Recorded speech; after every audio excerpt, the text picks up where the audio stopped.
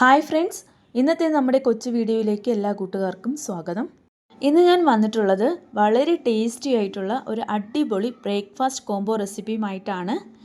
ബാക്കി വന്ന ചോറും ഗോതമ്പ് മാവും ഒക്കെ ചേർത്തിട്ടാണ് നമ്മൾ ഈ റെസിപ്പി തയ്യാറാക്കിയെടുക്കുന്നത്. വളരെ സിമ്പിളായിട്ടുള്ള വളരെ ടേസ്റ്റി ആയിട്ടുള്ള ഒരു റെസിപ്പിയാണ്.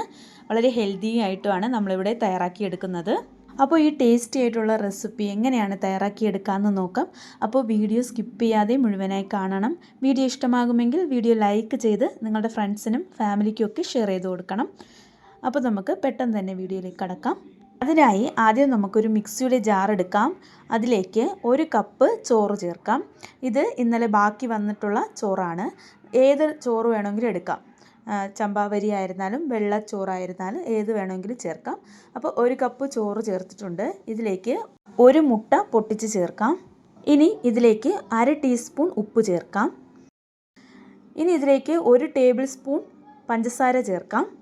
അടുത്തതായി ഇതിലേക്ക് ആവശ്യത്തിന് വെള്ളം ചേർക്കാം.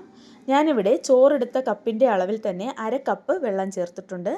ഇനി ഇത് നമുക്ക് നല്ല പേസ്റ്റ് പോലെ അരച്ചെടുത്തിട്ട് വരാം. ഇപ്പോഴിതാ ഞാൻ അരച്ചെടുത്തിട്ടുണ്ട്.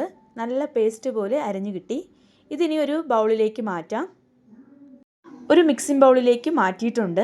ഇനി ഇതിലേക്ക് 2 കപ്പ് ഗോതമ്പ് പൊടി ചേർക്കാം. നമ്മൾ ചോറെടുത്ത അതേ കപ്പിൻ്റെ അളവിൽ തന്നെ 2 കപ്പ് ഗോതമ്പ് പൊടി ചേർത്തിട്ടുണ്ട്. നൈസായിട്ടുള്ള പൊടി എടുക്കാനായിട്ട് ശ്രദ്ധിക്കുക. ഇനി ഇത് കൈകൊണ്ട് തന്നെ നന്നായിട്ടൊന്ന് കുഴച്ചെടുക്കാം. നമ്മൾ ചപ്പാത്തിക്ക് മാവ് കുഴയ്ക്കുന്നത് പോലെ തന്നെ നന്നായിട്ട് കുഴയ്ക്കാം. നല്ല രീതിയിൽ സോഫ്റ്റായിട്ട് തന്നെ കുഴച്ചെടുക്കണം. കുഴച്ചെടുക്കുന്ന സമയത്ത് വെള്ളത്തിൻ്റെ അംശം കൂടുതലാണെങ്കിൽ കുറച്ച് ഗോതമ്പ് പൊടി ചേർത്തിട്ട് നന്നായിട്ട് കുഴയ്ക്കുക. എനിക്ക് അല്പം കൂടി മാവ് ചേർക്കേണ്ടി വന്നു. ഇപ്പോഴിതാ ഞാൻ നന്നായിട്ട് കുഴച്ചെടുത്തിട്ടുണ്ട്. നല്ല സോഫ്റ്റായിട്ട് തന്നെ കുഴച്ചെടുത്തിട്ടുണ്ട്. ഇനി നമുക്ക് അല്പനേരം റെസ്റ്റ് ചെയ്യാനായിട്ട് വയ്ക്കാം.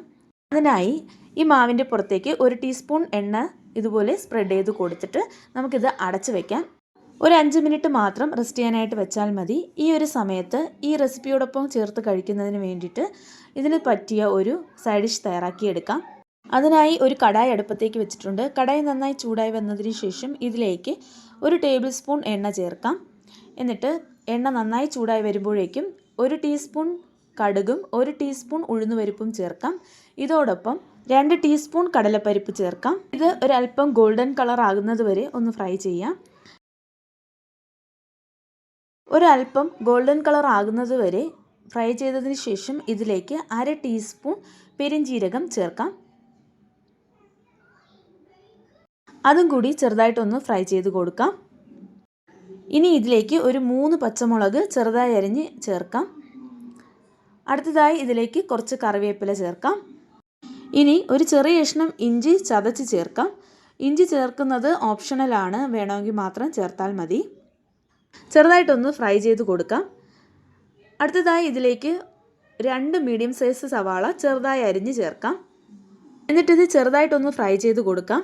ഈ സവാള നന്നായിട്ട് ഫ്രൈ ചെയ്യണമെന്നില്ല, ചെറുതായിട്ടൊന്ന് വാടി കിട്ടിയാൽ മാത്രം മതി. അതുവരെ ഒന്ന് ഫ്രൈ ചെയ്ത് കൊടുക്കുക.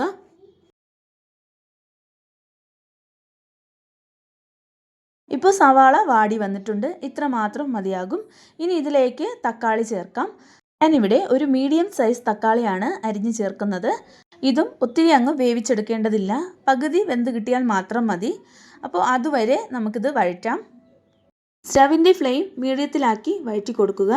അപ്പോൾ തക്കാളിയും വാടി വരുന്നത് വരെ ഫ്രൈ ചെയ്യാം. ആ ഒരു സമയം കൊണ്ട് നമുക്ക് മിക്സിയുടെ ചെറിയ ജാർ എടുക്കാം. ഇതിലേക്ക് 3 ടേബിൾ സ്പൂൺ പൊട്ടുകടല ചേർക്കാം. എന്നിട്ട് ഇതോടൊപ്പം 1 ടേബിൾ സ്പൂൺ പെരിഞ്ജീരകം ചേർത്ത് കൊടുക്കാം. പെരിഞ്ജീരകം എന്ന് പറയുമ്പോൾ വലിയ ജീരകമാണ്. ഇതിൻ്റെ ഇടയ്ക്ക് നമ്മൾ അടുപ്പിലുള്ളതും കൂടി ഒന്ന് വഴറ്റി കൊടുക്കുകയും വേണം. ഇപ്പോൾ പൊട്ടുകടലയും പെരിഞ്ജീരകവും നല്ല ഫൈനായിട്ട് പൊടിച്ചെടുത്തിട്ടുണ്ട്. നല്ല ഫൈൻ പൊടിയായിട്ട് തന്നെ ഇത് പൊടിച്ചെടുക്കണം. ഇനി ഇതൊരു ബൗളിലേക്ക് മാറ്റാം. അപ്പോൾ ഞാനൊരു ബൗൾ എടുത്തിട്ടുണ്ട്. ഇതിലേക്ക് 3 ടേബിൾ സ്പൂൺ നമ്മൾ പൊടിച്ചെടുത്ത പൊടി ചേർക്കാം. ഇനി ഇതിലേക്ക് കുറച്ച് വെള്ളം ചേർത്ത് നന്നായിട്ടൊന്ന് മിക്സ് ചെയ്ത് കൊടുക്കാം. കട്ടകളൊന്നും ഇല്ലാതെ മിക്സ് ചെയ്തെടുക്കുക.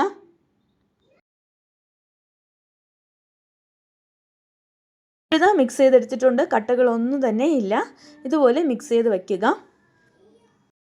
ഈ സമയത്ത് നമ്മൾ അടുപ്പിൽ വെച്ചിട്ടുള്ളത് നന്നായിട്ട് വാടി വന്നിട്ടുണ്ട്. തക്കാളിയൊക്കെ പകുതിയോളം വെന്ത് കിട്ടി. ഇങ്ങനെ മതിയാകും. ഇനി ഇതിലേക്ക് ആവശ്യത്തിന് ഉപ്പ് ചേർക്കാം. ഒരു 1/2 ടീസ്പൂൺ ഉപ്പ് ഞാൻ ചേർത്ത് കൊടുത്തിട്ടുണ്ട്. അതേപോലെ 1/2 ടീസ്പൂൺ മഞ്ഞൾപ്പൊടി കൂടി ചേർത്ത് നന്നായിട്ട് വഴറ്റി കൊടുക്കാം. നമ്മൾ ചേർത്ത ഈ മഞ്ഞൾപ്പൊടിയുടെ പച്ചമണം മാറിക്കിട്ടുന്നത് വരെ മാത്രം വഴറ്റിയാൽ മതി. അടുത്തതായി നമ്മൾ മിക്സ് ചെയ്ത് വെച്ചിട്ടുള്ള ആ ഒരു കടലപ്പൊടി ഇതിലേക്ക് ചേർക്കാം. ഇനി നമ്മൾ എടുത്ത കപ്പിൻ്റെ അളവിൽ 1/2 കപ്പ് വെള്ളം ഇതിലേക്ക് ചേർക്കാം. നന്നായി തിളച്ച് വരുമ്പോഴേക്കും ഈ കറി നന്നായിട്ടൊന്ന് കുറുകി വരും. തണുത്ത് കഴിഞ്ഞാൽ ഒന്നും കൂടി കുറുകും. അപ്പോൾ അതിനനുസരിച്ചിട്ട് വെള്ളം ചേർക്കുക. ഞാനിവിടെ 1/2 കപ്പ് വെള്ളം ചേർത്തിട്ടുണ്ട്. പിന്നീട് ഞാൻ ഒരു 1/2 കപ്പ് വെള്ളം കൂടി ചേർത്ത് കൊടുത്തു. ഇപ്പോഴിതാ കറക്റ്റ് കൺസിസ്റ്റൻസിയിൽ ഗ്രേവി ആയി കിട്ടിയിട്ടുണ്ട്. ഒരു 3 മിനിറ്റ് നന്നായിട്ടൊന്ന് തിളപ്പിച്ചെടുക്കാം. 3 മിനിറ്റ് തിളപ്പിച്ചപ്പോൾ തന്നെ നമ്മുടെ കറി ഇവിടെ റെഡി ആയിട്ടുണ്ട്. ഇനി ഇതിലേക്ക് ആവശ്യത്തിന് മല്ലിയില ചേർക്കാം. നന്നായിട്ട് മിക്സ് ചെയ്ത് കൊടുക്കാം. ഇപ്പോഴിതാ വളരെ എളുപ്പത്തിൽ നല്ല ടേസ്റ്റി ആയിട്ടുള്ള ഒരു സൈഡ് ഡിഷ് തയ്യാറായി കഴിഞ്ഞു. വളരെ സിമ്പിളാണ്. എളുപ്പത്തിന് നമുക്കിത് തയ്യാറാക്കാൻ പറ്റും.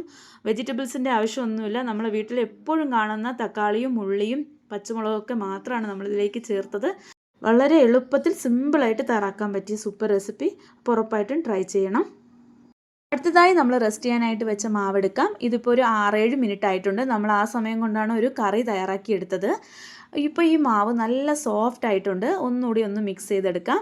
എന്നിട്ട് ഈ മാവിൽ നിന്ന് ചെറിയ ഉരുള ഉണ്ടാക്കിയെടുക്കാം. നമ്മൾ ചപ്പാത്തിക്ക് ഉരുള ഉണ്ടാക്കിയെടുക്കൂലേ, അതുപോലെ ഉണ്ടാക്കിയെടുക്കണം. അപ്പോൾ വീഡിയോ സ്കിപ്പ് ചെയ്യാതെ മുഴുവനായി കാണണം. നിങ്ങൾക്ക് എല്ലാവർക്കും ഇഷ്ടപ്പെടുന്ന ഒരു റെസിപ്പിയാണ് തയ്യാറാക്കുന്നത്. അതും ഹെൽത്തി ആയിട്ട് ഗോതമ്പ് മാവ് വെച്ചിട്ടാണ് തയ്യാറാക്കുന്നത്. ഇപ്പോഴിതാ ആവശ്യത്തിന് ഉരുള ഉണ്ടാക്കിയെടുത്തിട്ടുണ്ട്.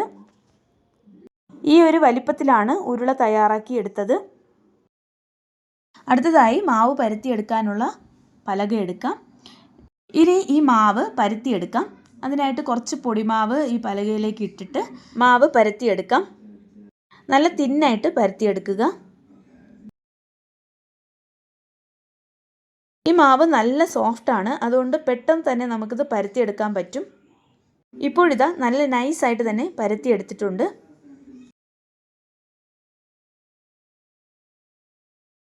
ഇനി ഈ പരത്തിയെടുത്ത മാവിൻ്റെ പുറത്തേക്ക് ഓയിൽ ബ്രഷ് ചെയ്ത് കൊടുക്കാം.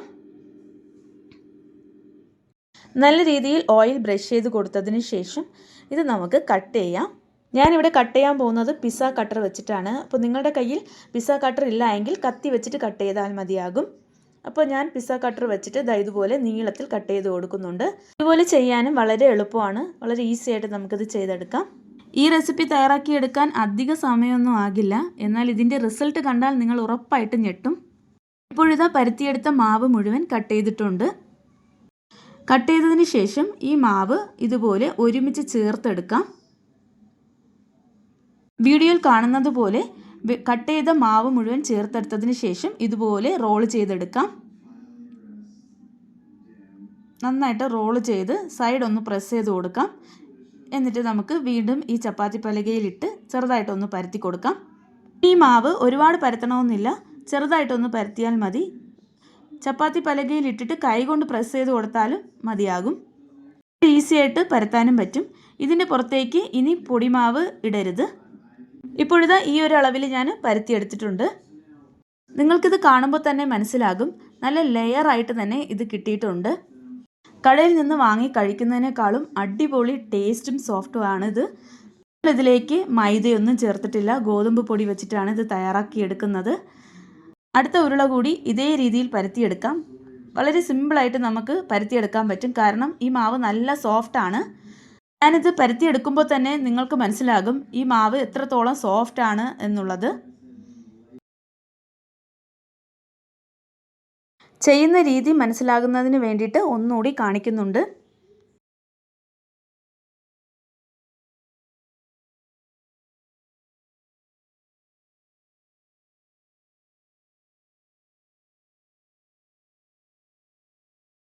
കട്ട് ചെയ്തതിന് ശേഷം ഒരുമിച്ച് ചേർത്ത് റോൾ ചെയ്തെടുക്കുക.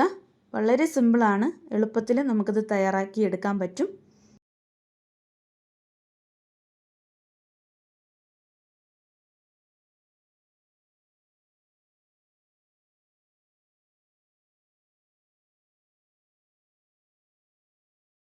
നല്ല സൂപ്പറായിട്ട് ലെയർ വന്നിട്ടുണ്ട്. ഇത് ചുട്ടെടുക്കുമ്പോൾ നല്ല പെർഫെക്റ്റ് ആയിട്ട് നമുക്കിത് ലെയറായിട്ട് കിട്ടും. ഇത് ചുട്ടെടുക്കുന്നതിന് വേണ്ടിയിട്ട് ഒരു റൊട്ടിയുടെ തവ അടുപ്പത്തേക്ക് വെച്ചിട്ടുണ്ട്. തവ ഒന്ന് ചൂടായി കഴിയുമ്പോഴേക്കും ഇതിലേക്ക് നമ്മൾ പരത്തി വെച്ചിട്ടുള്ളത് ഇട്ട് കൊടുക്കാം. മീഡിയം ഫ്ലെയിമിലിട്ട് ചുട്ടെടുക്കാം.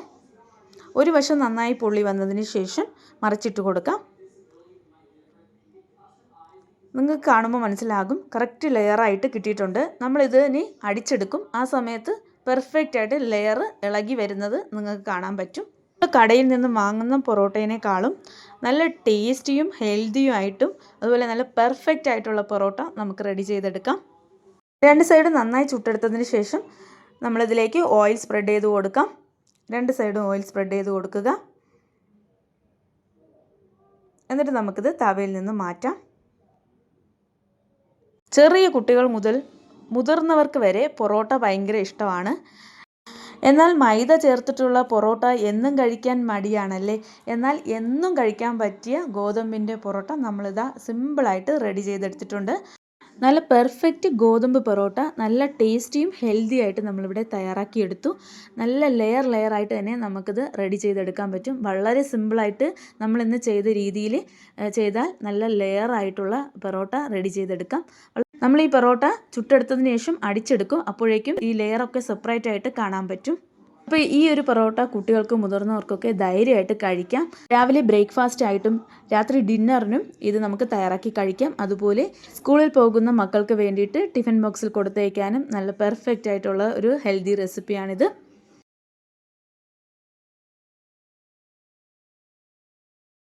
ഇതിനെയും പൊറോട്ട അടിച്ചെടുക്കുന്ന രീതിയിൽ അടിച്ചെടുക്കാം. അതിനായിട്ട് ഞാൻ ചപ്പാത്തി പലകയുടെ പുറത്തിട്ട് കൊടുത്തിട്ടുണ്ട്. എന്നിട്ട് നമുക്കിത് അടിച്ചെടുക്കാം. നമ്മുടെ രണ്ട് കൈ കൊണ്ട് ഈ വീഡിയോയിൽ കാണുന്നത് പോലെ രണ്ട് സൈഡും അടിച്ചു കൊടുത്താൽ മാത്രം മതി. ഇതേപോലെയാണ് പൊറോട്ട അടിച്ചെടുക്കുന്നത്. ഇപ്പോഴിതാ നമ്മൾ അടിച്ചെടുത്തപ്പോഴേക്കും അതിൻ്റെ ലെയറൊക്കെ കാണാൻ പറ്റുന്നുണ്ട്. നല്ല സോഫ്റ്റായിട്ടുള്ള ഗോതമ്പ് പൊറോട്ട നല്ല ലെയറായിട്ട് തന്നെ കിട്ടിയിട്ടുണ്ട്. പൊറോട്ട ചുട്ടതിന് ശേഷം ചെറിയ ചൂടോടെ തന്നെ നമ്മളിത് അടിച്ചെടുക്കണം. അപ്പോഴേക്കും നല്ല പെർഫെക്റ്റ് ആയിട്ട് ലെയറൊക്കെ പുറത്തേക്ക് വരും. ഇപ്പോഴിതാ നല്ല സോഫ്റ്റായിട്ടുള്ള ഗോതമ്പ് പൊറോട്ട റെഡിയാക്കി എടുത്തു. വീട്ടമ്മമാർക്ക് വളരെ സിമ്പിളായിട്ട് നല്ല പെർഫെക്റ്റ് ഗോതമ്പ് പൊറോട്ട തയ്യാറാക്കി എടുക്കാൻ പറ്റും. ഒരു രീതിയിൽ ചെയ്തെടുത്താൽ മാത്രം മതി. നമ്മളിവിടെ ബാക്കി വന്ന ചോറും ഗോതമ്പ് പൊടിയും മുട്ടയും ചേർത്തിട്ടാണ് ഈ നല്ലൊരു പൊറോട്ട തയ്യാറാക്കിയെടുത്തത്. അപ്പോൾ ഉറപ്പായിട്ടും കൂട്ടുകാരൊക്കെ ഈ ഒരു പൊറോട്ട ട്രൈ ചെയ്ത് നോക്കണം. കുട്ടികൾക്കൊക്കെ ഒത്തിരി ഇഷ്ടമാകും. ഇതിൻ്റെ ടേസ്റ്റ് അടിപൊളിയാണ്. ഒരു പ്രാവശ്യം കുട്ടികൾ കഴിച്ചാൽ വീണ്ടും വീണ്ടും ചോദിച്ച് വാങ്ങിച്ച് കഴിക്കും. ഇനി നിങ്ങൾ കടയിൽ നിന്ന് വാങ്ങുകയും വേണ്ട. നമുക്ക് പെർഫെക്റ്റ് ആയിട്ട് വീട്ടിൽ തന്നെ പൊറോട്ട ഉണ്ടാക്കിയെടുക്കാം. അതും ഗോതമ്പ് പൊടിയിൽ വെച്ചിട്ട് നല്ല ഹെൽത്തി ആയിട്ട് തന്നെ തയ്യാറാക്കാം. അതുപോലെ തന്നെ ഇന്ന് നമ്മൾ ഇതിനോടൊപ്പം ചേർത്ത് കഴിക്കാനായിട്ട് തയ്യാറാക്കിയെടുത്ത ആ ഒരു സൈഡ് ഡിഷ് റെസിപ്പി വളരെ സിമ്പിളാണ്. എളുപ്പത്തിൽ തയ്യാറാക്കിയെടുക്കാം. ആ ഒരു സൈഡ് ഡിഷ് നമുക്ക് ദോശയോടൊപ്പവും ഇടിയപ്പത്തിനോടൊപ്പവും ഇഡലിക്കൊപ്പവും ചപ്പാത്തിക്കൊപ്പവും പൂരിക്കൊപ്പവും ഒക്കെ ചേർത്ത് കഴിക്കാം. എല്ലാത്തിനോടൊപ്പം നല്ല പെർഫെക്റ്റ് ആയിട്ടുള്ള ഒരു കോമ്പിനേഷനാണ്. വളരെ ടേസ്റ്റിയാണ്. അതുപോലെ വളരെ സിമ്പിളാണ്. അപ്പോൾ ഉറപ്പായിട്ടും ഈ രണ്ട് റെസിപ്പിയും കൂട്ടുകാരൊക്കെ ട്രൈ ചെയ്ത് നോക്കണം. ട്രൈ ചെയ്ത് നോക്കിയിട്ട് നിങ്ങളുടെ വിലയേറിയ അഭിപ്രായങ്ങൾ കമൻറ്റ് ബോക്സിൽ വന്ന് അറിയിക്കണം. അതുപോലെ ഈ വീഡിയോ ഇഷ്ടമായെങ്കിലും കമൻറ്റ് ബോക്സിൽ അറിയിക്കണം. അപ്പോൾ ഇന്നത്തെ ഹെൽത്തി ആയിട്ടുള്ള ഈ ഒരു റെസിപ്പി കൂട്ടുകാർക്കെല്ലാം ഇഷ്ടമായെന്ന് കരുതുന്നു. ഇഷ്ടമായെങ്കിൽ വീഡിയോ ലൈക്ക് ചെയ്ത് നിങ്ങളുടെ ഫ്രണ്ട്സിനും ഫാമിലിക്കൊക്കെ ഷെയർ ചെയ്ത് കൊടുക്കണം. അതുപോലെ നമ്മുടെ ചാനൽ ഇതുവരെ സബ്സ്ക്രൈബ് ചെയ്യാതെ കാണുന്ന കൂട്ടുകാർ ആരെങ്കിലും ഉണ്ടെങ്കിൽ ചാനൽ ഒന്ന് സബ്സ്ക്രൈബ് ചെയ്ത് അടുത്തുള്ള ബെല്ലൈക്കണിൽ ഓൾ എന്ന ബെല്ലൈക്കൺ കൂടി പ്രസ് ചെയ്ത് കൊടുക്കണം. അപ്പോൾ മാത്രമേ ഞാനിടുന്ന എല്ലാ വീഡിയോസിൻ്റെയും നോട്ടിഫിക്കേഷനും നിങ്ങൾക്ക് എളുപ്പം ലഭിക്കുകയുള്ളൂ. അപ്പോൾ ഒരു പുതിയ വീഡിയോയുമായി വീണ്ടും വരാം. അതുവരെ എല്ലാ കൂട്ടുകാർക്കും നന്ദി.